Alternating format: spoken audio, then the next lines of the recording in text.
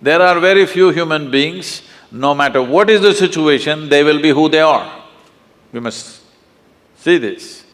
I was talking in another town starting with N, in Andhra Pradesh. I'm speaking in Nellore to a large group of school students. And then I say, okay, I'll take some questions. One little girl, 14-year-old girl, stands up and she says, Sadhguru, they are saying Rama walked from Ayodhya to Sri Lanka. Is it practical that somebody can walk from Ayodhya to Sri Lanka, or is it just a story? Then I look at her and say, see, you're still a young girl. After a few years, you will find a man. When you find your man, do you want that kind of a man that if you get lost, he will walk all the way? Or he will think this is not practical and find a practical solution in his neighborhood?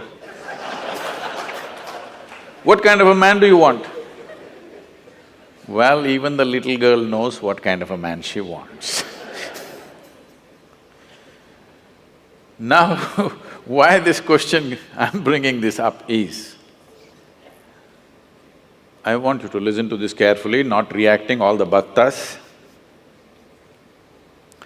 Rama's life is a disaster, a continuous disaster.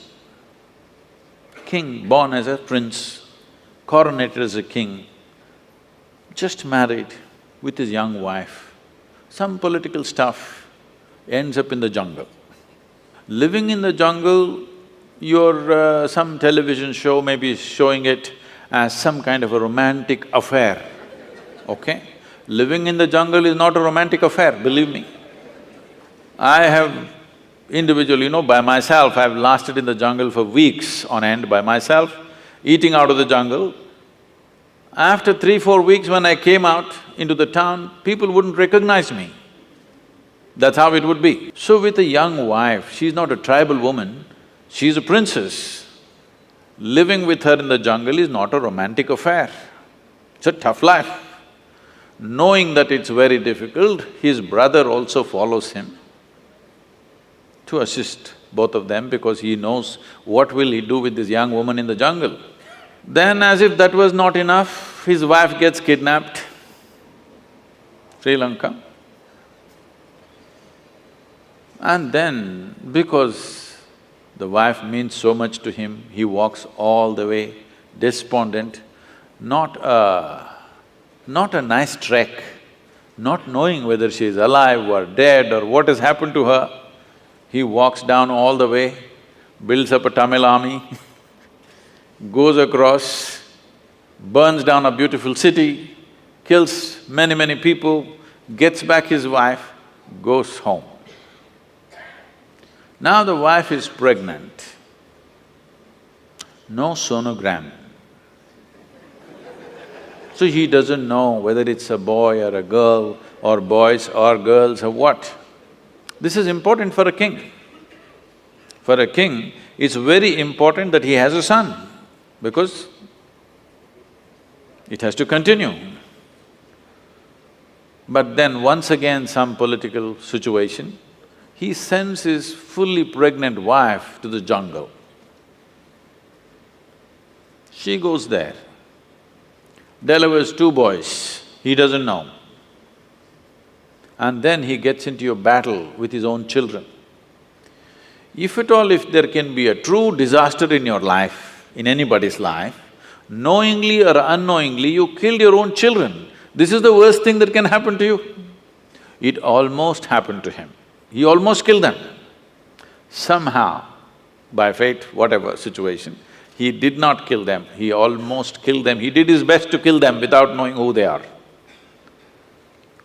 Then Sita dies without ever seeing him again.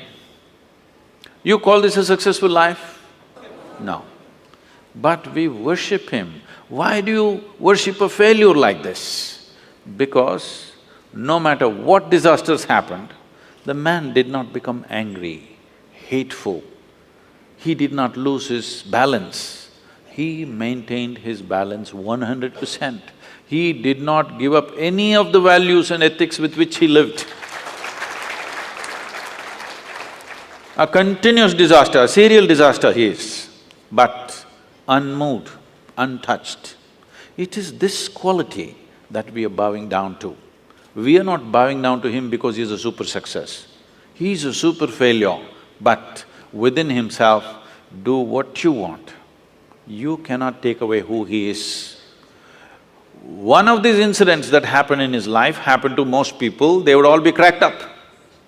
Yes or no? Just one of these disasters happened in people's lives, they will crack up in their minds. Serial disasters, but total balance. We are bowing down to that quality because this is inner management. If you go out to do things in the world, you cannot control what the world will throw at you. But what you make out of it is 100% yours. You wouldn't mind stepping into any situation, facing anything in the world because you are in a blissful chemistry. Rama is in a peaceful chemistry. No matter how many troubles you throw at him, similarly, if you have blissful chemistry, no matter how much nonsense somebody throws at you, you're blissful.